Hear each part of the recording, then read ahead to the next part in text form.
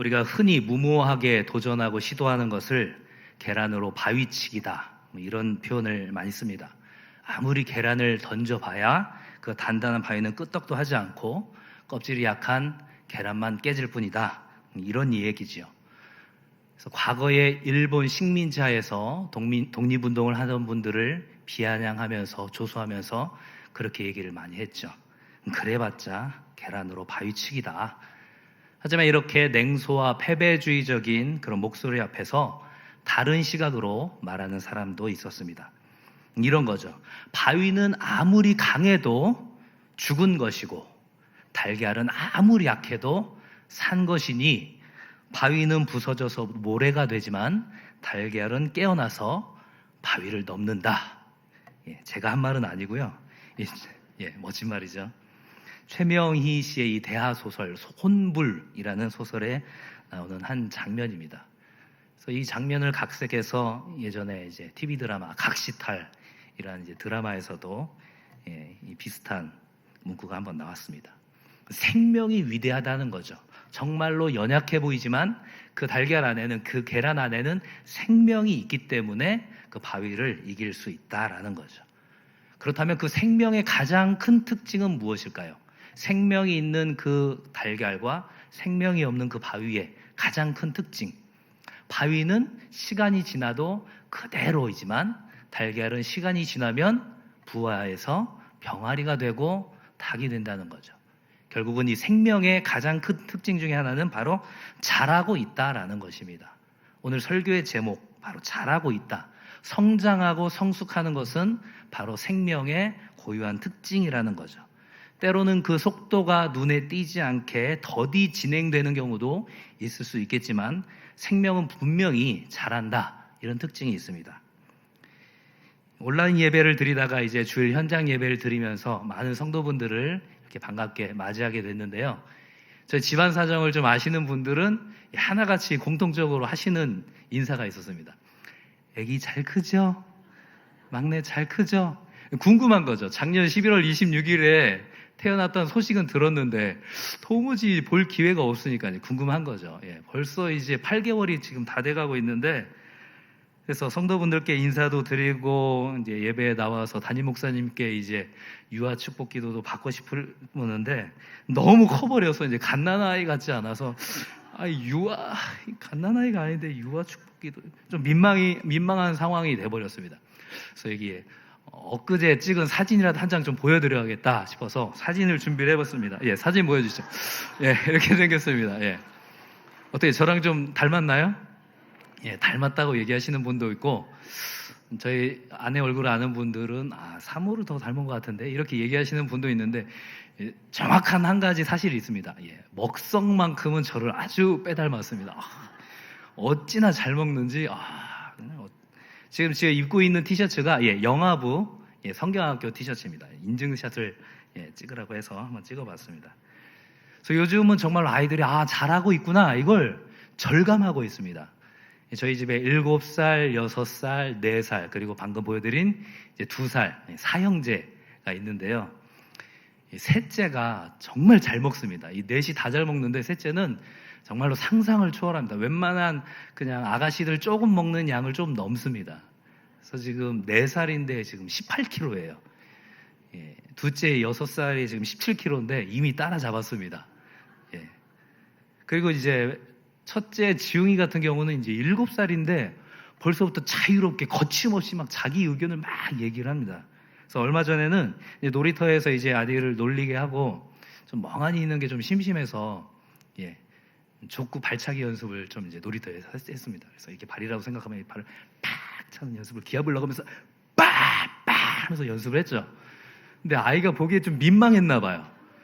놀다 말고 저한테 오더니 하는 얘기가, 아빠 여기서 창피하게 꼭 그래야겠어? 이런, 너무 당황해가지고, 창피했어? 창피해. 사람들 다 보잖아. 미안해. 아이들이 정말로 이게 하루가 다르게 이 몸과 마음과 생각이 자라고 있구나, 이걸 느끼고 있습니다. 정말 살아있구나, 살아있네 애들, 이렇게 느끼고 있는데, 이 생명의 위대함을 사도 바울도 이야기하고 있어요. 로마서 8장 1절과 2절에 보면요, 이렇게 얘기하고 있습니다. 그러므로 이제 그리스도 예수 안에 있는 자에게는 결코 정죄함이 없나니 이는 그리스도 예수 안에 있는 생명의 성령의 법이 죄와 사망의 법에서 너를 해방하였음이라. 아멘. 네, 정말로 유명한 말씀이죠. 예수 안에 있는 자는, 예수 그리스도를 내 인생의 구주로 모신 자는 영원한 그 죽음에서 해방되어서 그 죄와 사망의 지배에서 벗어나서 이제는 어떤 법이 지배한다고요? 생명의 성령의 법이 지배한다라는 것이죠.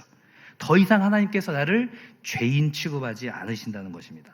성령 하나님께서 영원한 생명으로 인도하신다는 거죠. 그래서 예수 그리스도를 내 마음의 주인으로 모신 사람이 죽음에서 생명으로 인도함을 받은 그 사건은 정말로 놀라운 사건이죠.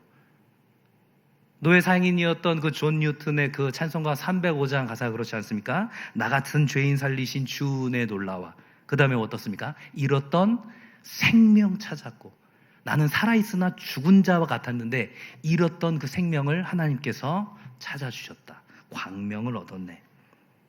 그런데 중요한 것은요, 제가 앞으로 지금부터 하고 싶은 얘기는 하나님께서는 그런 성도들의 거듭남, 그런 영적으로 새롭게 태어남, 거기에서 끝내고 싶어 하지 않으신다라는 거죠. 여러분들 자녀를 낳았을 때 그 상황을 한번 생각을 해보시기 바랍니다. 너무 경이롭지 않습니까? 그 생명의 탄생, 너무나 감동이죠. 그런데 만약에 그 갓난아이가 시간이 지나도 그대로 있다면 어떻겠습니까? 얘는 정말 한결같아, 큰 인물이 될 거야, 이렇게 생각하지 않죠. 난리가 나는 거죠. 얘가 왜 안 자라지? 시간이 지나고 있는데 왜 안 자라지? 저희 사형제 중에서 둘째가 잘 안 먹는 편이 아닌데 상대적으로 잘 안 먹는 게 돼버렸어요. 셋째가 워낙 출중하다 보니까 그렇게 조금만 발달이 조금 더딘 것 같아도 걱정하는데, 하나님은 어떻겠냐는 거죠. 영적으로 새롭게 거듭난 이 자녀가 그 정도의 수준에 머물러 있기를 원하지 않는다는 거죠.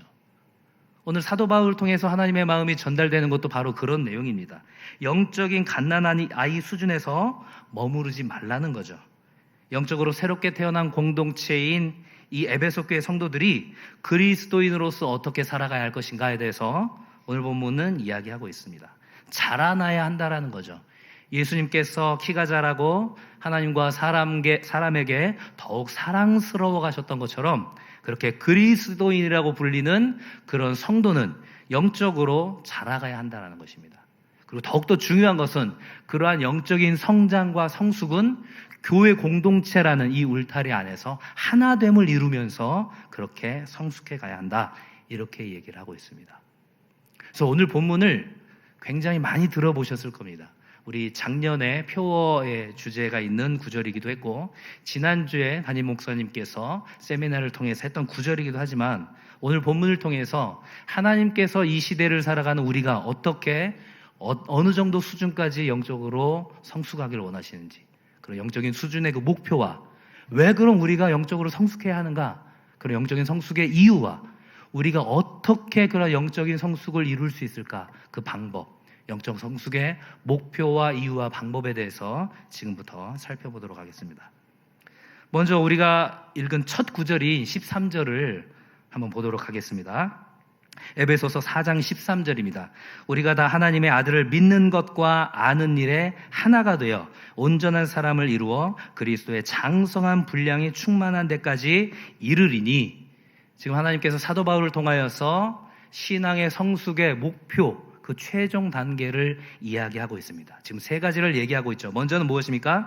하나님의 아들을 믿는 것과 아는 것에 하나가 되어야 한다라는 거죠. 우리가 늘 강조하는 것처럼 우리의 신행일치의 삶, 우리가 알고 우리가 믿고 우리가 행동하는 모든 것들이 일치된 그런 삶을 이야기하는 것입니다.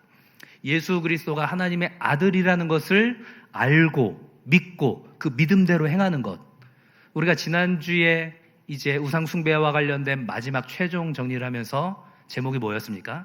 제자리를 찾아서. 전 그 제목을 딱 보는 순간 돌아온 탕자가 생각이 났습니다. 돌아온 탕자가 가장 먼저 신경 써야 했을 것이 무엇일까요? 아버지가 어떤 마음을 갖고 있는가, 지금 아버지의 마음이 어떠한가? 그 아버지의 마음을 아는 것이 가장 중요하죠.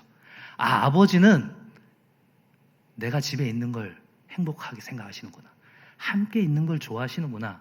그걸 알고 그걸 믿고 그 믿음대로 행하는 거죠. 만약에 믿지 못했다면 어떻게 될까요? 우리 아버지 그냥 사람들이 시선이 있어서 반기는 것 같은데 아닌 것 같아. 내가 이번엔 다시 나가서 돈을 많이 벌어와야겠어. 그래서 만약에 집을 다시 나간다면 그 아버지의 마음을 제대로 알지 못하는 거죠. 만약에 그 아들이 다시 집을 나간 상황에서 가장 중요한 것은 무엇입니까? 역시 그 아버지의 마음을 알아야 되는 거죠. 아버지는 내가 이렇게 다시 나갔어도 돌아오면 받아주실 분이야. 그걸 아는 거죠. 그걸 믿는 거죠. 그러면 다시 돌아가는 거죠. 그 아버지의 마음을 알지 못하고 믿지 못했던 사람이 누굽니까? 그 탕자에 비해서는 그 큰아들이죠. 아버지의 마음을 전혀 알지 못했어요.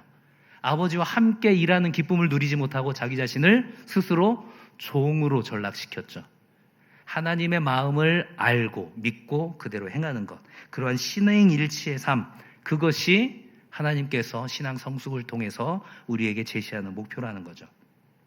근데 이것은 개인적인 차원일 뿐만이 아니라 공동체의 차원에서도 이야기할 수 있습니다. 오늘 13절의 첫 주어를 뭐로 시작하고 있습니까? 우리가 다 하나님의 아들을 믿는 것과 아는 일에 하나가 되어야 한다라고 얘기하고 있습니다. 교회만큼 다양한 구성원이 모인 집단이 또 없죠. 신분이 다르고 성격이 다르고 사는 형편이 다르고 여러 가지 성향이 다릅니다. 그래서 신앙생활을 할 때도 보면 자신의 성향이 이렇게 드러나죠. 차분하게 조용히 신앙생활 하시는 분이 있는가 봐요. 열정적으로 하시는 분이 있죠.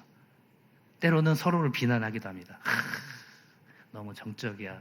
은혜를 받은 것 같지 않아. 한쪽에서는 너무 사람이 가벼워. 사도 바울은 뭐라고 얘기하고 있을까요? 어떤 것이 맞다고 얘기하고 있을까요? 사도 바울은요, 어떤 것이 맞다고 이야기하지 않고 우리가 믿는 하나님이 어떤 분이시냐, 그 부분에 집중하기를 원하십니다. 바로 하나님은 한 분이시라는 거죠. 에베소서 4장 5절과 6절의 말씀인데요.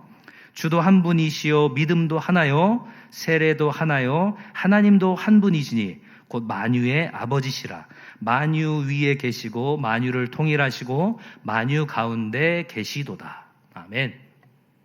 다양한 사람들이 다양한 모습으로 하나님을 믿지만 정말로 중요한 것은 무엇이라는 거죠?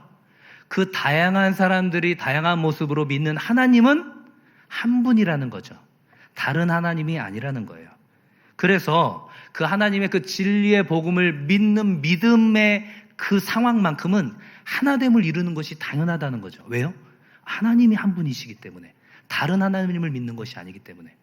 그 얘기는 거꾸로 말하면 무엇일까요? 우리가 신앙생활을 함에 있어서 본질적인 부분에 있어서 갈등을 일으키고 있다면 그것은 무엇입니까? 같은 하나님을 믿고 있지 않은 거죠. 아니면 하나님을 제대로 믿고 있지 않는다는 반증이 되는 거죠. 우리가 신천지와 같은 이단을 배척하는 이유도 같은 맥락에서 생각해 볼 수 있는 거죠. 우리가 믿고 있는 그 삼위일체 하나님과 신천지에서 믿고 있는 그 보혜사, 또 다른 보혜사 이만희, 다른 하나님을 믿고 있기 때문에 우리가 공동체를 같이 할 수 없는 거죠. 우리는 한 분이신 하나님을 믿고 있다. 지금 사도 바울은 그 부분을 가지고 하나됨을 이루라고 이야기하고 있습니다. 우리가 다 하나님을 믿는 것과 아는 일에 하나가 되어야 한다. 이렇게 얘기하고 있죠. 이 하나됨의 의미에 대해서 우리가 절대 오해하면 안 됩니다. 우리가 모든 상황에 있어서 어떤 전체주의처럼 식당에 갔는데, 자, 우리는 하나 돼야 돼. 자, 오늘은 된장찌개. 저는 김치찌개가 땡기는데요. 우리는 하나 돼야 돼. 웃기는 거죠. 정말로 본질적인 것에 대해서는 우리가 하나 돼야 되겠지만 비본질적인 것에 대해서는 다양성을 인정할 수 있어야 합니다. 비근한 예로 우리가 얼마 전에 온라인 예배를 드리면서 정말로 갑론을박했죠. 과연 온라인 예배는 하나님께 드리는 진정한 예배가 맞느냐? 물론 여전히 어떤 신학적인 논쟁의 여지가 있긴 하겠지만 우리가 관심을 두어야 할 것은 무엇입니까? 우리에게 있어서 정말 중요한 것은 무엇이다? 우리는 하나님께 예배하는 존재라는 거죠. 어떤 상황과 형편 가운데서도 우리는 하나님께 예배를 드려야 하는 존재다. 이 백성은 나를 위하여 찬송하기 위하여서 지었다. 이사야 선지자를 통하여서 선포된 그 말씀을 아멘으로 받아들이고 예배 그 본질을 우리가 붙잡는 거죠.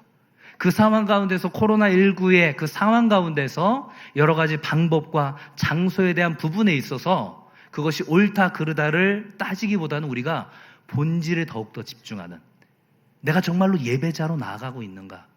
여러분들 영상 예배를 드려보셔서 알잖아요. 더욱더 어렵지 않습니까? 저는 너무나도 어렵더라고요. 오히려 그 예배 본질에 집중할 수 있어야 한다라는 거죠. 바로 그것이 하나됨입니다. 왜냐하면 우리가 믿는 그 하나님이 한 분이시기 때문이죠. 이러한 하나됨의 모습은 단순히 우리 맑은샘 광천교회만의 하나됨이 아니고, 이 지역교회만의 하나됨이 아니고, 이 한국교회만의 하나됨이 아니고, 지상에 있는 모든 교회의 하나됨을 원하시는 것이 하나님이 원하시는 수준입니다. 한 분 하나님을 나의 구주로 믿는 그 지상의 모든 교회 성도들과 지체들과 모든 교회 공동체를 원하신다라는 거죠. 그것이 하나님께서 원하시는 정도의 수준이라는 거예요. 또 다른 목표를 제시하고 있죠. 13절 중반절에 보니까 온전한 사람을 이루라 이렇게 이야기하고 있습니다. 온전한 사람을 이루라. 이 지구상에서, 이 인류 역사에서 온전한 분은 예수 그리스도 한 분밖에 없습니다. 그렇죠? 육신의 몸을 입으셨지만 죄는 없으신 그 예수 그리스도밖에는 온전함이 없으시죠. 그 온전한 사람이신 예수 그리스도의 그 온전한 충만함이 이제 우리에게까지 이어질 수 있다는 거죠. 그것을 골로새서 2장 9절과 10절에서 이렇게 이야기하고 있습니다. 그 안에는 신성의 모든 충만이 육체로 거하시고 너희도 그 안에서 충만하여졌으니 그는 모든 통치자와 권세의 머리시라. 아멘. 결국은 무엇입니까? 하나님은 당신의 독생자 예수 그리스도를 닮아서 그분의 장성한 분량이 충만한 데까지 이르라고 얘기하고 있습니다. 그러니까 예수 그리스도를 조금 닮는 정도, 그것을 하나님께서 지금 원하시는 수준으로 삼는 게 아니에요. 오늘 그 13절에 그리스도의 충만함이 온전한 분량에 이르게 될 것이다. 이것이 직역입니다. 그리스도의 충만함의 온전한 분량. 그러니까 우리의 모습 보면 예수님 이 정도 수준을 원하시는 거예요. 너무 무리한 요구 아닙니까? 이를테면 반에서 간신히 한 중간 정도 하고 있는 애에게 얘야, 아빠가 생각하는 너의 목표는 말이야 전교 1등 아니고 전국 1등 아니고 세계 1등 아니고 우주 1등. 지금 이렇게 얘기하시는 거예요. 지금 우주 1등을 하라고 지금 우리에게 얘기하시는 것과 같습니다. 왜요? 지금 우리가 예수 그리스도의 그 충만한 상태까지 이르라는 거예요. 죄 없으신 예수 그리스도의 그 충만함에까지 이르라는 겁니다. 하루에도 수없이 죄를 짓는 우리에게 지금 죄를 짓지 말라고 얘기하시는 거예요. 너무 무리한 요구 아닙니까 지금? 왜 그렇게 말씀하실까요? 우리는 하나님의 마음을 알아야 합니다. 하나님은 그 정도의 수준을 원하신다는 거죠. 그만큼 우리에게 관심이 있다는 거예요. 그만큼 기대하신다는 거예요. 그만큼 그 수준까지 우리를 어떻게 하시겠다는 겁니까? 이끌어 가시겠다는 거예요. 아브라함을 만국의 아버지로 삼겠다고 말씀하실 때 지금 아브라함과 사레에게 너희들의 그 불임의 상태를 클리닉 상황에 가서 해결해 보아라. 지금 이렇게 얘기하신 게 아닙니다. 하나님께서 선포하신 거예요. 너를 만국의 아버지로 내가 삼겠다. 그리고 그 믿음의 조상의 믿음의 분량에 이르기까지, 그 모리아산에서 자신의 100세 낳은 아들 그 이삭을 희생 제물로 바치게 하는 그 믿음의 분량에 이르기까지 하나님께서 끌고 가시는 거죠. 바로 우리를 그 정도의 수준까지 끌고 가시겠다라는 겁니다. 물론 이 땅 가운데서는 그 온전한 사람의 모습을 우리가 절대 이룰 수 없겠죠. 예수 그리스도의 그 재림의 영광의 때에 우리의 성화된 모습은 영화롭게 온전하게 바뀔 것이라는 그 기대감을 가지고 하나님께서 나를 그렇게 이끌어 가시겠구나, 나에 대한 기대가 그 정도구나, 그리스도의 그 온전한 수준에까지 충만한 데까지 이르기를 원하시는구나, 지금 이것을 알아가야 한다는 거죠. 그렇다면 하나님께서는 왜 우리 모든 성도들이 거듭남 자체도 충분할 것 같은데 왜 자라나길 바라실까요? 이어지는 14절과 15절에 그 이유와 목적이 나타나 있습니다. 에베소서 4장 14절과 15절의 말씀입니다. 이는 우리가 이제부터 어린아이가 되지 아니하여 사람의 속임수와 간사한 유혹에 빠져 온갖 교훈의 풍조에 밀려 요동하지 않게 하려 함이라. 오직 사랑 안에서 참된 것을 하여 범사에 그에게까지 자랄지라. 그는 머리니 곧 그리스도라. 아멘. 이 초대교회에 있어서 항상 문제가 되었던 것 중에 하나가 바로 거짓 교사의 거짓된 가르침이었습니다. 예수 그리스도의 복음 하나면 충분한데 거기에 할례라든가 유대적인 전통을 강조하는 사람도 있었고, 또 육체의 죄악을 문제 삼지 않는 그런 영지주의자들도 있었고, 극단적인 종말론에 휩싸여서 지금 현재 삶에서의 어떤 게으르고 방탕한 삶을 조장하는 이들도 있었습니다. 제가 지난번에 금요기도회 시간에 적그리스도라는 부분을 설명을 했는데, 바로 예수 그리스도의 신성을 부인하고 삼위일체를 부정하면서 예수님을 내 삶의 주인으로 인정하지 않은 거짓 교사들을 향해서 사도 요한은 적그리스도다, 그리스도를 대적하는 자들이다, 이런 표현까지 사용했습니다. 여기서 이제 어린아이의 모습을 버리라고 했는데, 여기서의 어린아이는 예수님께서 제자들에게 얘기하셨던 전적으로 부모를 의지하고 순종하는 그런 긍정적인 의미의 어린아이가 아니라 온전히 판단하지 못하고 이리저리 휩쓸리는 그런 미약한 모습의 어린아이입니다. 그 13절에 있었던 온전한 사람과 이제 대비되는 그런 존재죠. 이렇게 성숙하지 못한 그리스도인은 어린아이와 같아서 세상의 유혹과 거짓 교사의 잘못된 가르침에 쉽게 넘어가 버린다라는 것입니다. 우리 교회 공동체 안에도 보면 그런 어린아이와 같은 신앙을 가진 이들이 있죠. 그들을 우리가 어떻게 바라봐야 할까요? 안타깝고 긍휼히 여기는 마음으로 바라봐야죠. 마치 갓난아이가 여전히 자라지 못하는 것을 보면서 안타까워하는 것처럼, 그 모습을 보면서 한심하게 생각한다든가 상대적으로 비교 우위에 나는 저 정도는 아니지, 어린아이와 같은 신앙의 모습을 보면서 한심하게 생각하는 그 존재 역시도 여전히 어린아이 같은 신앙인 겁니다. 그것들을 우리가 또한 깨달아야 됩니다. 이 14절에서 이야기하는 사람의 속임수와 간사한 유혹, 오늘날에는 어떤 것이 있을까요? 많은 것이 있지만 저는 인본주의, 휴머니즘을 이야기하고 싶습니다. 인본주의, 사람이 우선이다. 참 멋진 말이죠. 근데 이러한 생각과 사상 가운데 자연스럽게 하나님의 주권, 하나님의 자리를 밀어내려는 사탄의 계략이 있다. 이것을 우리가 생각해 봐야 됩니다. 인류 역사에 있어서 이 소수의 사람들이 돈과 권력을 가지고 그렇지 못한 사람들을 압제하고 착취하는 일들이 반복됐죠. 그러다 보니까 어떻습니까? 모든 이들이 동등한 권리와 권한을 가져야 한다, 이런 얘기들이 이제 주장이 됐죠. 근데 문제는 이제 그 다음인 거죠. 모든 이들이 자유와 권리를 누리게 되면서 자기 자신을 인생의 주인으로 삼기 시작했다는 겁니다. 그래서 세상은 얘기하죠. 이제 네가 하고 싶은 대로 해, 네가 네 삶의 주인이야, 이렇게 얘기하는 겁니다. 네가 얘기하는 게 정답이야. 지금 한참 논란이 되고 있는 이 동성애 문제를 자꾸 이 인권의 패러다임으로 끌고 가려는 이유가 무엇입니까? 너나 잘하라는 거죠. 내 인생은 나의 것인데 내가 행복하겠다는데 왜 네가 참견이냐, 지금 이렇게 얘기하는 거죠. 우리가 동성애를 반대하는 이유는 무엇입니까? 여러 가지를 얘기할 수 있지만 하나님의 진리의 말씀인 성경이 분명히 그것을 죄라고 말씀하고 있기 때문에 우리가 죄라고 이야기하는 거죠. 하지만 그것조차도 하지 말라는 겁니까? 말라는 거죠. 왜요? 내 인생에 참견하지 말라는 겁니다. 이러한 인본주의적인 생각들, 이 모든 것들이 사람의 속임수와 간사한 유혹이 될 수 있다는 거죠. 우리 모든 성도들에게도 그런 유혹이 되는 간사한 것들, 유혹이 많이 있을 겁니다. 사역자인 저 역시도 어떤 목회적인 야망이 혹시 있지 않은지 늘 점검해 봐야죠. 어떤 목사님이 그랬다고 그러더라고요. 이 목장이 목원이 잘 안 나오는 것 같아서, 집사님, 권사님, 그 목원 잘 안 나오고 있는 것 같은데 좀 더 신경 써서 보살펴 주세요 했더니 이분이 가뜩이나 지금 상황이, 마음이 어려운 상태에서 큰 소리를 내면서 이렇게 얘기했다는 거예요. 목사님, 제가 왜 목사님의 목회적인 야망을 성취하는데 이용당해야 됩니까? 이렇게 얘기했다는 거예요. 이분이 지금 뭐라는 거지? 그 말을 듣고 충격을 받아서 다시 생각해 보고 자신의 어떤 이제 신앙의 상태를 점검해 봤다고 하는데, 충분히 그런 유혹에 빠질 수 있는 거죠. 우리가 지난 7주 동안에 보았던 그 우상들 기억나십니까? 평생의 소원과 사랑과 돈과 성공과 권력과 종교와 문화와 그 위에 수많은 것들이 우리를 속이고 우리를 미혹하게 하는 그런 여러 가지 거짓된 교훈으로 작용할 수 있다는 거죠.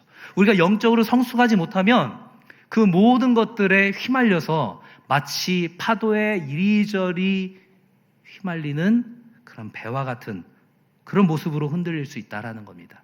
그렇지 않기 위해서는 우리가 어떻게 해야 한다는 거죠? 장성해야 한다는 거죠. 성숙해야 한다는 겁니다.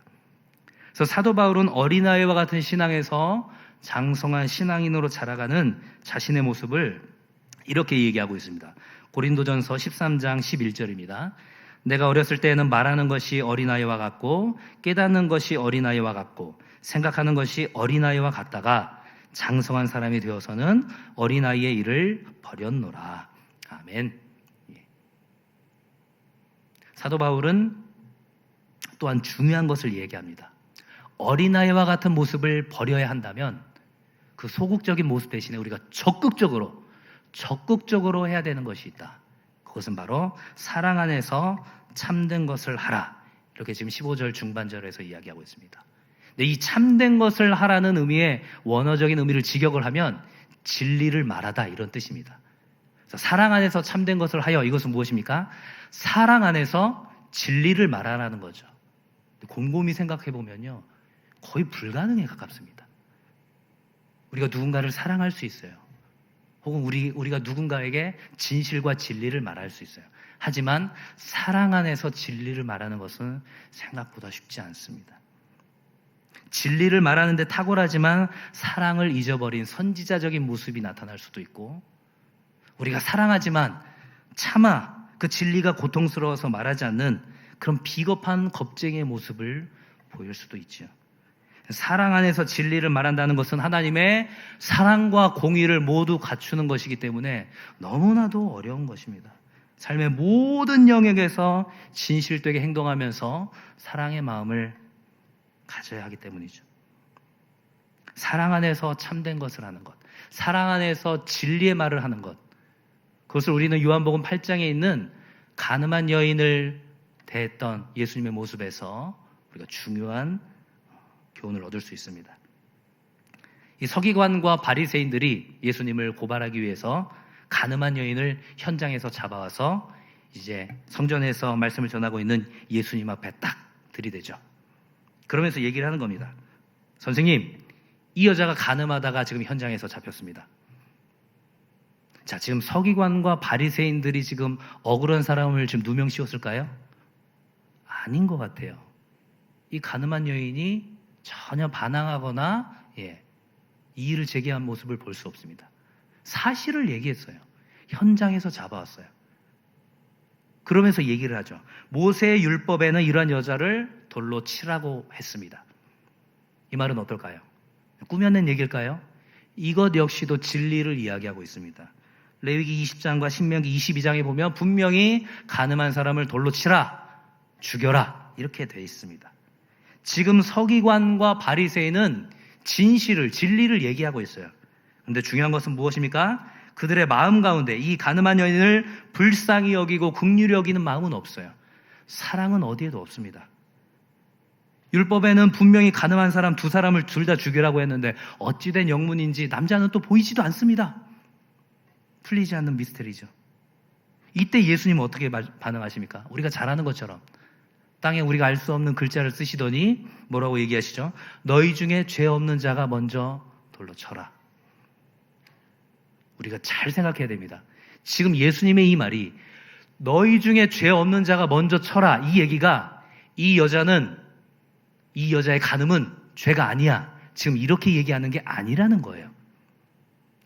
너희들이 이 여인보다 의롭다고 생각하는데 과연 하나님의 그 완벽하신 공의 앞에서 너희들이 의롭다고 생각하는 사람이 있으면 그 사람이 먼저 돌로 치라는 거죠. 그래서 성경에는 뭐라고 되어 있냐면요, 양심의 가책을 느낀 바리새인과 서기관들이 나이 많은 자부터 해서 젊은이에 이르기까지 하나씩 하나씩 그 자리를 떠났다고 되어 있습니다. 그리고는 여인에게 물으시죠. 여자여, 너를 고발하던 사람들이 어디 있느냐? 너를 정죄하던 이들이 없느냐? 여인이 대답하지요. 주여, 없나이다. 그 다음에 하시는 예수님의 말씀이 너무 중요합니다. 나도 너를 정죄하지 아니하노니 가서 다시는 죄를 범하지 말라. 나도 너를 죄인 취급하지 않겠다는 겁니다.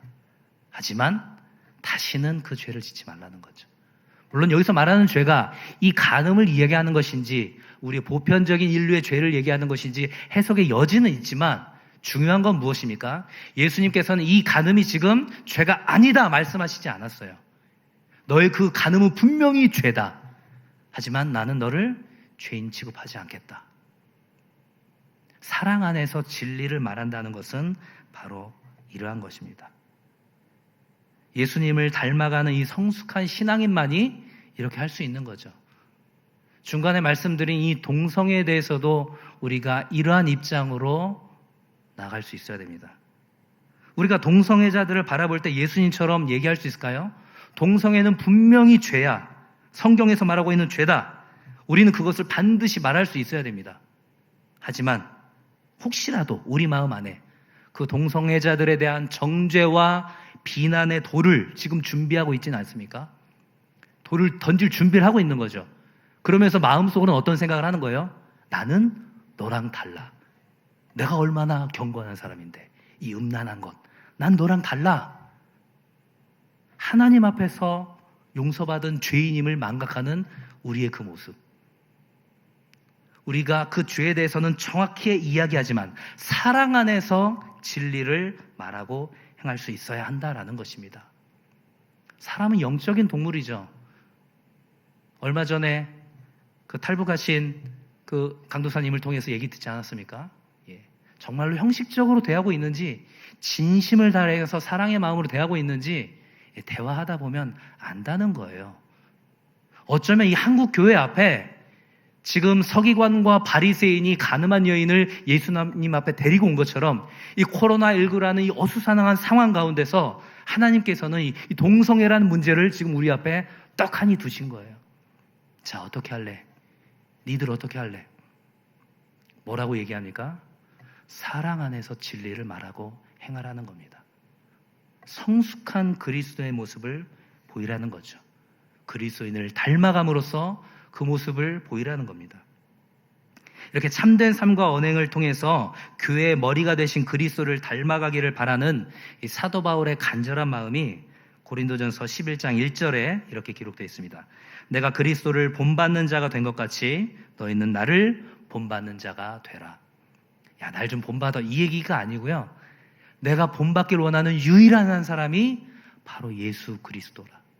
그 예수 그리스도를 닮아가길 원한다. 지금 그렇게 얘기하고 있는 겁니다. 그런데 이쯤 되면 우리는 좌절하고 낙심할 수밖에 없을 것 같습니다. 하나님께서 죄인인 나를 선택하시고 구원하셔서 영원한 생명에 이르게 하신 것은 감사하지만 하나님께서 세우신 기준이 너무나 높은 거죠. 너무나 터무니없게 느껴지죠. 하지만 우리에게는 16절이 아직 남아 있습니다. 이 16절을 통해서 성도 개인과 교회 공동체가 하나의 그 하나됨의 성숙을 이룰 수 있는 비결과 방법을 이야기하고 있습니다. 에베소서 4장 16절입니다. 그에게서 온 몸이 각 마디를 통하여 도움을 받음으로 연결되고 결합되어 각 지체의 분량대로 역사하여 그 몸을 자라게 하며 사랑 안에서 스스로 세우느니라. 아멘. 그에게서 연결되었다고 이야기하고 있습니다. 바로 온전하신 예수 그리스도에게 모든 성도들 각자가 붙어 있다라는 거죠. 예수님께서는 요한복음에서 이 이야기를 포도나무의 비유를 통해서 말씀해 주시죠. 요한복음 15장 5절 말씀입니다. 나는 포도나무여 너희는 가지라. 그가 내 안에 내가 그 안에 거하며 사람이 열매를 많이 맺나니 나를 떠나서는 너희가 아무것도 할 수 없음이라. 예수 그리스도를 떠나서는 성도인 우리가 할 수 있는 게 있다고요, 없다고요? 없다는 거예요. 우리 스스로는 그 어떤 선한 것도 행할 수 없다라는 겁니다. 성도인 우리가 자라는 데 있어서 가장 중요한 원리가 바로 여기 있는 거죠. 영적인 부모이신 하나님께 예수 그리스도에게 바짝 붙어 있는 것, 그리고 지속적으로 영양분을 공급받는 것, 그것이 영적인 자녀인 우리가 해야 되는 일인 거죠. 제가 서두에 저희 막내 아들 얘기를 했지만 이 갓난아이가 자라는 데 있어서 가장 중요한 것은 무엇입니까? 바로 젖을 주는 엄마에게 바짝 붙어 있어야 되는 거죠. 저는 그 광경을 매일 밤 봅니다. 배가 고프고 졸릴 때면 더 부르지, 엄마 하면서 말도 제대로 하지도 못하는데, 그러면 저는 이제 또 하나님께서 또 마음을 주시는 거죠. 야, 쟤도 엄마 하고 부르짖는다, 얘야. 너는 나를 그렇게 부르짖고 찾고 있니? 저한테 끊임없이 물어보세요. 갈라디아서 5장 22절 1과 23절에는 우리가 잘 알고 있는 성령의 9가지 열매가 나오죠. 이 9가지 열매를 어떻게 우리가 열매 맺을 것인가? 우리는 그 열매에 집중합니다. 물론 중요하죠. 그 모습을 통해서 하나님께서 영광 받으시고 믿지 않는 자들에게 하나님을 알게 되는 계기가 되겠죠. 그런데 예수님께서는 우리에게 물으실 거예요. 네가 무슨 수로 사랑을 할 건데? 네가 무슨 수로 화평을 이룰 건데? 네가 무슨 능력과 힘으로 인내하고 참을 건데? 네가 무슨 수로 너의 정욕과 욕심을 절제할 거니? 무슨 수로? 무슨 힘으로? 이렇게 물어보세요. 우리는 그 다음 절은 자꾸 놓치는 것 같아요. 그 다음 절에서 이렇게 얘기해요. 그리스도 예수의 사람들은 육체와 함께 그 정욕과 탐심을 십자가에 못 박았느니라. 아멘. 그리스도 예수의 사람들은 육체와 함께 예수 그리스도에게 바짝 붙어 있어서 그 십자가의 죽음 가운데 나의 그런 정욕과 욕심과 탐심도 같이 죽었다는 거예요. 예수 그리스도에게 제대로 붙어 있느냐? 우리가 늘 그것을 신경 쓰고 점검하고 확인해야 한다라는 것입니다. 오늘 본문에서 16절에서 얘기하고 있는 이 예수 그리스도에게 연결되고 결합되어, 이 표현은요, 한번 딱 붙은 상태에서 그냥 고착되고 끝나는 것을 의미하는 헬라어 원어가 아닙니다. 끊임없이 변화가 지속되는 그런 현상을 깔고 있어요.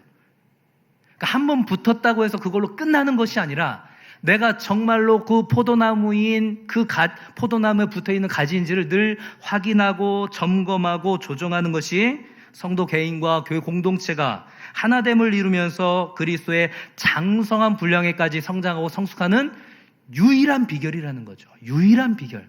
다른 길은 없습니다. 어떻게 확인하고 점검하시겠습니까? 지금처럼 말씀이 선포되는 자리를 통해서, 매일 나에게 주시는 그 큐티의 말씀을 통해서, 날마다 기도하는 가운데, 또 나에게 주신 그 상황과 형편 가운데, 오늘 내가 만나게 되는 사람 가운데, 즉 말씀과 기도 환경과 그 교회 공동체를 통해서 우리가 포도나무이신 그 예수 그리스도에게 온전히 접붙임 바 되어 있는지를, 연결되어 있고 결합되어 있는지를 늘 확인하고 점검하고 재조정해야 한다라는 것입니다. 그렇지 않으면 어때요? 같이 있는 것 같지만 실은 같이 있지 않는 거죠. 하나됨의 기쁨을 누리지 못하는 거죠. 그 하나됨의 기쁨을 누리지 못한 상태, 그것이 서두에서 말씀드렸던 그 탕자 비유에서의 마지막 부분 아닙니까? 아버지와 그 탕자 둘째 아들은 서로 부둥켜 안고 기뻐하며 잔치를 하는데, 같은 아들이었던 이 큰아들은 어떻습니까? 이 잔치에 동참하지 못하죠.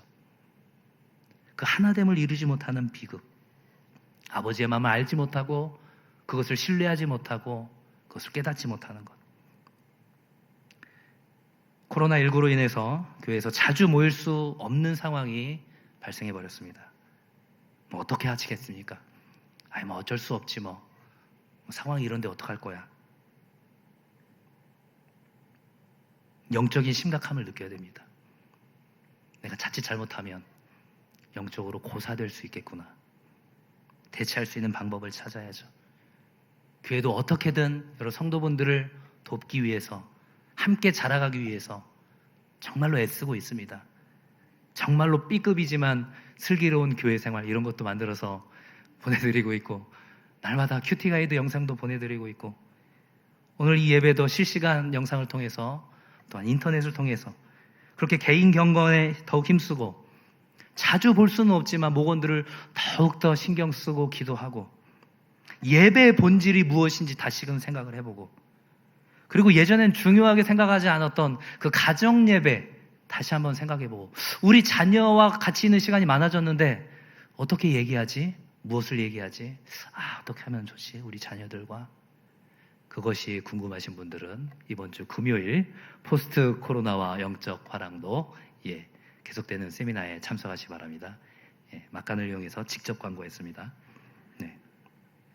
그리스도와 한 몸을 이룬 성도는 그리스도와 함께 죽고, 그리스도와 함께 살고, 그리스도와 함께 자라고, 사랑이신 그 예수 그리스도 안에서 성숙하고 자라나게 된다. 지금 사도 바울은 이렇게 이야기하고 있습니다. 이런 그리스도와의 신비로운 연합의 상태, 이것을 사도 바울은 우리가 잘 알고 있는, 너무나도 잘 알고 있는 이 갈라디아서 2장 20절의 말씀을 통해서 이야기하고 있습니다. 갈라디아서 2장 20절입니다. 내가 그리스도와 함께 십자가에 못 박혔나니 그런즉 이제는 내가 사는 것이 아니요 오직 내 안에서 그리스도께서 사시는 것이라. 이제 내가 육체 가운데 사는 것은 나를 사랑하사 나를 위하여 자기 자신을 버리신 하나님의 아들을 믿는 믿음 안에서 사는 것이라. 아멘. 말씀을 정리하겠습니다. 죄인인 우리는 예수 그리스도를 내 삶의 주인으로 모시고 신분이 변화되었습니다. 하지만 하나님께서는 그런 거듭난 상태에서 끝나길 원하지 않으시죠. 바로 그리스도의 장성한 분량에까지 우리가 이르길 원하십니다. 온전한 사람이 되길 원하십니다. 예수 그리스도를 닮아가길 원하시죠. 왜냐하면 어린아이와 같은 우리의 신앙은 세상의 그 속임수와 간사한 유혹에 빠질 수밖에 없기 때문입니다. 사랑 안에서 진리를 말하고 교회 머리 되신 예수 그리스도를 닮아가야 하는 거죠. 하지만 중요한 것은 무엇입니까? 이 모든 것이 우리의 힘으로는 흉내낼 수도 없다는 거죠. 포도나무이신 예수 그리스도에게 제대로 접붙임 바 되어 있는 상태에 있는지 지속적으로 확인하고 점검하고 조정해야만 생명의 근원이신 예수 그리스도와 함께 자라며 사랑 안에서 성숙하게 자라날 수 있다라는 것입니다. 오늘 설교를 듣고 있는 성도분들 중에는 이제 자녀를 출산해서 그 자녀가 또 자녀를 낳은 손주를 보신 분들도 많이 있죠. 얼마나 예쁘셨어요. 보기만 해도 너무 감격스럽죠. 저도 작년 말에 이제 병원에서 그 막내 아이를 데리고 왔는데, 큰애가 작년이니까 6살이었죠. 막내 아들 보면서 자기 막내 동생이라고, 저 볼에 살이 많아서 이 찹쌀떡 같다고 그래서 모찌라고 부르거든요.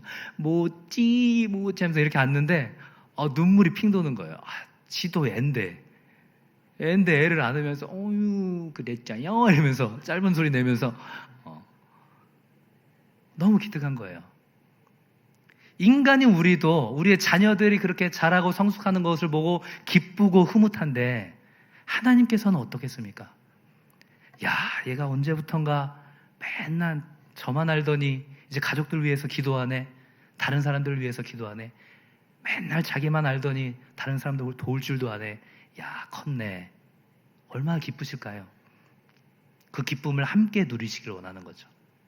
왜냐하면 그 모든 것들이 하나님과의 그 신비적인 연합 안에서만 가능하기 때문에, 우리가 자라나고 있다는 것은 하나님과의 그 연합이 온전히 이루어지고 있다는 증거라는 거죠. 그래서 결과적으로 저 이렇게 얘기하고 싶습니다. 잘하고 있다면 잘하고 있는 겁니다. 뭐라고요? 자라나고 있다면 여러분들 잘하고 있는 거예요. 반대로 생각해 볼까요?